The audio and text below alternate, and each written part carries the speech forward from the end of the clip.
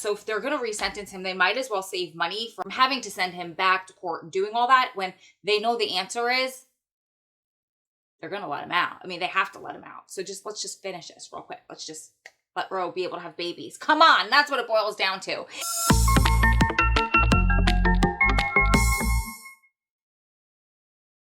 Hi guys, it's Ro. Welcome back to my channel. I'm here today with a legal update, finally, from Adam. First of all, if you're new here, welcome. I'm so happy you're here. I do videos about my life, prison wife life, girl stuff, fitness stuff, and also my husband joins me sometimes from federal prison. So if you're not subscribed, make sure that you subscribe and ding that little notification bell so you never miss a video and you get informed. I do a lot of live videos too, so you get notified of those, and then give this video a thumbs up. It's just a way that you can help me get this footage and get these videos out there so that we can get more eyes on Adam's case. Now, here is my call with Adam with his legal update from his mouth. I'm so excited for you guys to see this. Are you ready for a legal update? Sure. I hope my battery doesn't die, but I have the other battery right here just in case. So go ahead. I guess good things really began to finally develop for us a few years ago, and they steadily improved to bring us to where we are today. And now we're just waiting for one last piece to fall into place. And honestly, we're closer now than we've ever been, but it might be helpful if I take a minute to explain kind of how we got to where we are today. Going back to 2016, and that seems like so long ago, there were two major developments back then. The first one was that the Supreme Court ruled in a case called Johnson, U.S. v. Johnson, and they set a new standard for what crimes would be considered so-called crimes of violence. At that time, the Federal Defender's Office in Philly filed a motion on my behalf, along with a few hundred other men that are sentenced under this statute in Philly. They filed for all of us challenging our firearm convictions in light of this case. Now, a revised version of that same motion is what I currently have pending in the district court waiting for a resolution. The second major development in 2016 was the advancement of my clemency petition all the way to the White House. Unfortunately, it was left unresolved, sitting on the vice president's desk, and it wasn't until early 2017 that I received a notice from the This call is from a federal prison. That I received a notice from the U.S. Pardon Attorney from their office saying that my petition was no longer being considered due to pending litigation, and that was really referring to the Johnson motion.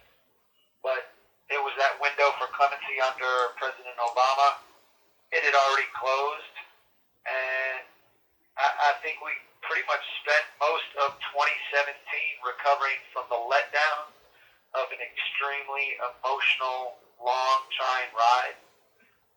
So not a whole lot happened that following year, but when we got to 2018,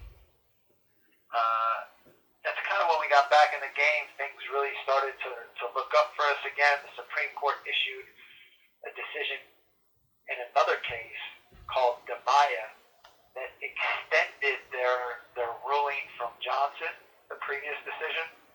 It extended that ruling to another statute. And what was significant was the statute that they ruled on is identical to the gun statute that I'm currently sentenced under, that gave me 205 years of my 213-year sentence. Now, realistically, that case should have given me some relief, but that's not how the courts work. When the Supreme Court issues a decision, they basically give the framework on how they arrived at that decision and then leave it to the lower courts to figure out how to interpret it and how to apply that to that statute and numerous other statutes. And really, it's prosecutors who then look at how to argue against anyone getting relief, because unfortunately our system is more about wins and losses than it is about getting to the truth or finding justice or giving people due relief from overly harsh sentences. So they continued to fight this, and my appeal was renewed at the time, but we were told to just sit back and wait for further clarification from the Supreme Court. So although it was a positive development, we didn't get the outcome that we were waiting for, that we're still waiting for. Another thing in 2018 that was significant was the passage of the First Step Act. And this was incredible. One of the primary topics that was most important to us included therein was a clarification amendment to the 924C firearms statute. This is something that Congress has been working on for 10 years prior. They finally got it passed, but they did not make it retroactive. Retroactive meaning it does not apply to anyone previously sentenced under this statute, only to people now being sentenced under it. So, although they couldn't give me the time that I'm currently serving if I were sentenced today, I also cannot yet get relief under that statute. However, also included in the First Step Act was another provision called compassionate release.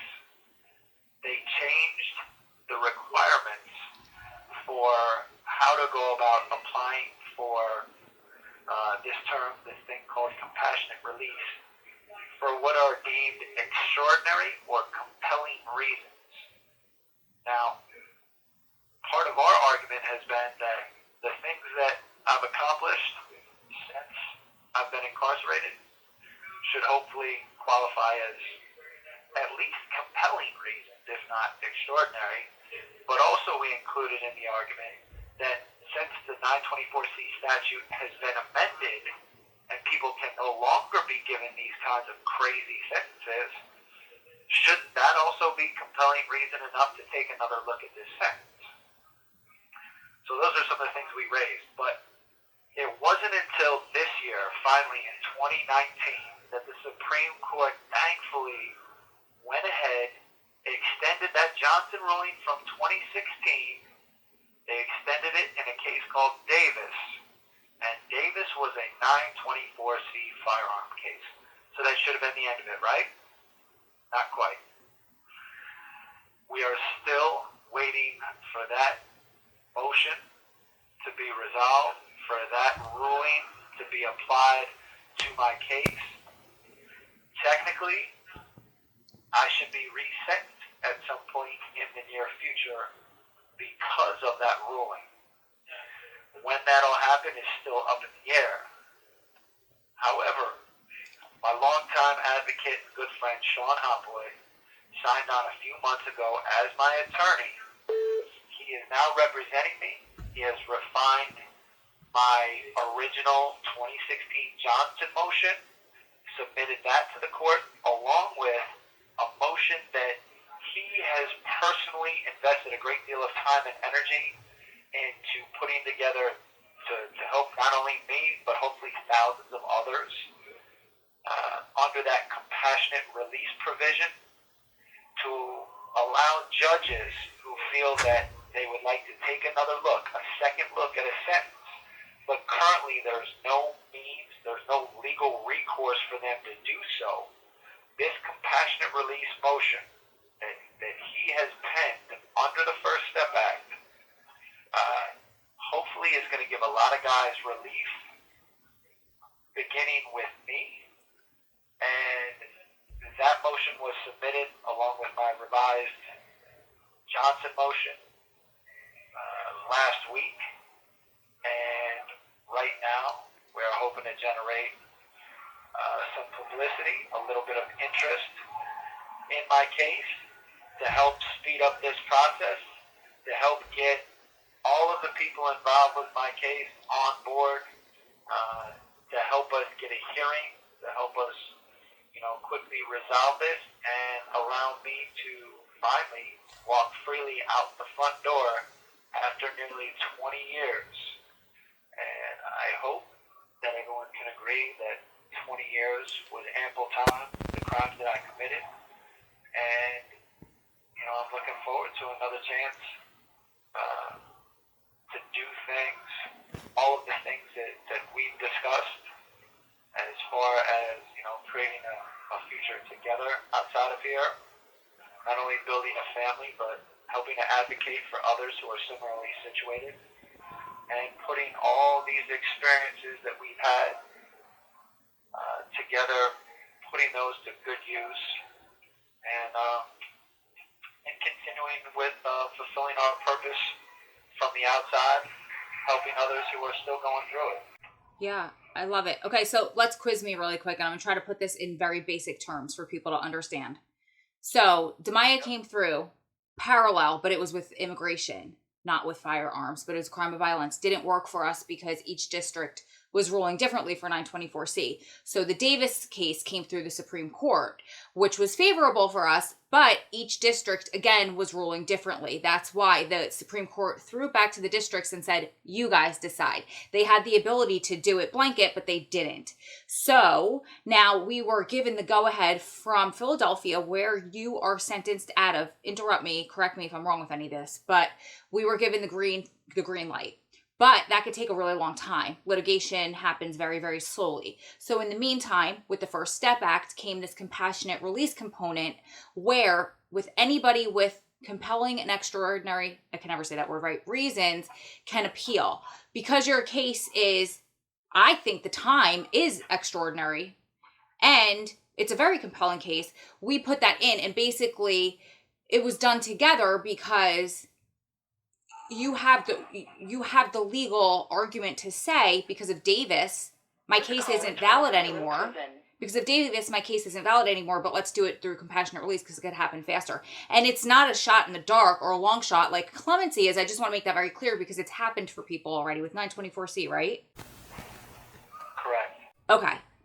I just wanted to make it really clear because it kind of gets really, not kind of, it does get really confusing. And I only understand this stuff because I sit with you for 6 hours, 2 days in a row at Visit, and I make you explain it to me over and over and over again. Well, you just did a phenomenal job articulating that, and you did it far better than I was able to do in 10 minutes. What you did in 2 minutes was much more effective. Well, I speak Adam.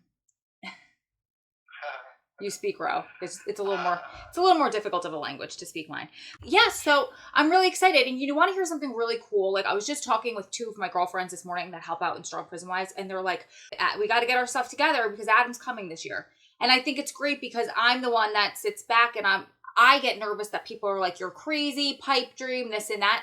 So to hear that from all of these people, including like attorneys who are like, we can't tell you when, but we could tell you it'll happen. It makes me feel validated because I'm just that girl that kind of could be looked at with gaga eyes that is, blinded by love and this is never going to happen, which is something that I hear on YouTube in the comments a lot. And I get it. I get why people would say that, but this is tangible. This isn't really an if anymore. It's a when, correct? I mean, and anything could happen, of course, but it's more of a when than an if. No, absolutely. You're right on point with everything you said. And I just want to add to that, you and I have had this conversation numerous times, and the difference being, I understand why, people, especially since we've been working on something tangible since 2016, but it took this long to come to fruition. So I understand where people, start to feel like, oh, this is something never going to happen or it's not realistic. But the difference is having a clear path forward and having all of the people and the resources lined up in order to make that happen. That's the difference between a realistic opportunity and a pipe dream. Right. If you're just simply saying, oh, I'm going to get out one day, and you don't know how that's going to happen, well, you need to really work on figuring out, okay, what is the plan? How do I get to the point where I have a realistic, a tangible goal, a means? And we didn't have that. We didn't have that for a really long time, and we never gave up hope. But so I do, on top of it, understand why people would say that. Yes, absolutely. But now we have it, and I can't wait. Me too. I love you. Thank you for calling back and doing this because it's been literally people begged.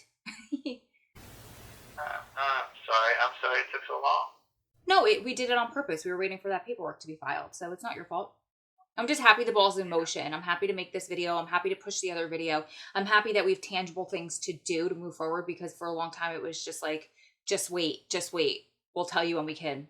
Yeah, and that's the most difficult part for me, is waiting. So I too am happy that we're moving forward. The end is right there. Yes. Thank you everybody for getting on Team Adam. I love you. I know we're going to get cut off, but we have so many people who are so supportive. I love you too, and I'm grateful for all that support from everyone. Absolutely. We are incredibly fortunate. Yes, we are. Seems like every day there's more people to hop on. I'm so excited that he did that. So I know that, and I've been doing this for so long. I can tell when I interact with people who are like, you guys are lucky to have each other, that are like, yeah, she's a little kooky. But I'm telling you guys, it's been told to me by high up people that are, it's not if anymore, it's when. The when can be a while. They said, I can't tell you when it's going to happen. I can't tell you it's not going to take a long time, but it's going to happen. In the courts, definitively, 924C is not valid. So we either need to make it retroactive, but before then, we have a very good leg to stand on with the Davis case, which can take a long time too. Again, litigation, sentencing, resentencing, all of that stuff takes years. With the Fair Sentencing Act, it took this is not 10 row. It's 7:30 at night. This is my third video, that's why.